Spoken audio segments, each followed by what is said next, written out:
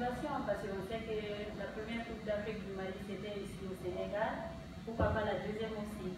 Si c'est possible, on va le faire. Hein. Voilà la question au coach. Pour le coach, on a constaté que le Mali abat un travail remarquable au niveau des petites catégories.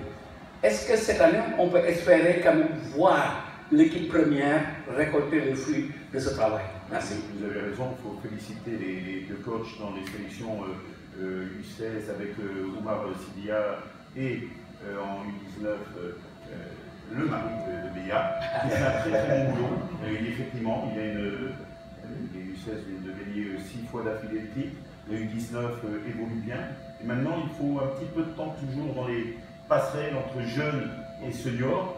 Mais là, les circonstances ont fait que on a lancé ces jeunes et je pense que c'est très bien, c'est rafraîchissant. On l'aurait certainement fait si on avait fait les championnats du monde. On a perdu en demi-finale d'1 point. Ça, c'est parce qu'il y a des fois on met les paniers, des fois on les rate. C'est des choses qui arrivent, mais c'est pas grave ça. Mais là, les jeunes répondent présent. Et vous avez raison, on a un travail qui est fait par la fédération, par les entraîneurs. C'est une chaîne, moi je suis en bout de chaîne, mais c'est l'occasion de tirer un coup de chapeau à tous ces coachs qui font un boulot fabuleux. Vous avez parlé justement de paniers qui rentrent, parfois ça ne rentre pas, mais quand vous shootez à 50% à 3 points, vous êtes à 85% de réussite au lancer franc, vous devenez injouable. On devient injouable aujourd'hui, mais la vérité d'un jour, malheureusement, n'est pas la vérité du lendemain. Et, il ne faut surtout pas tomber dans l'euphorie et dire, je ne vais pas contrarier la capitale. Non, mais c'est moi qui l'ai piégé. C'est moi qui l'ai piégé. Mais effectivement, on a l'ambition, mais avant de penser à une demi-finale ou à une finale, il faut déjà penser au quart de finale. On risque de jouer, je pense, si je ne me trompe pas trop, contre la Côte d'Ivoire. On va être très vigilants, très méfiants, même si on a fait 2 matchs amicaux contre eux, mais elles n'étaient pas au complet. On partira à 0-0. Donc on va essayer de répondre présent sur un match au coup près.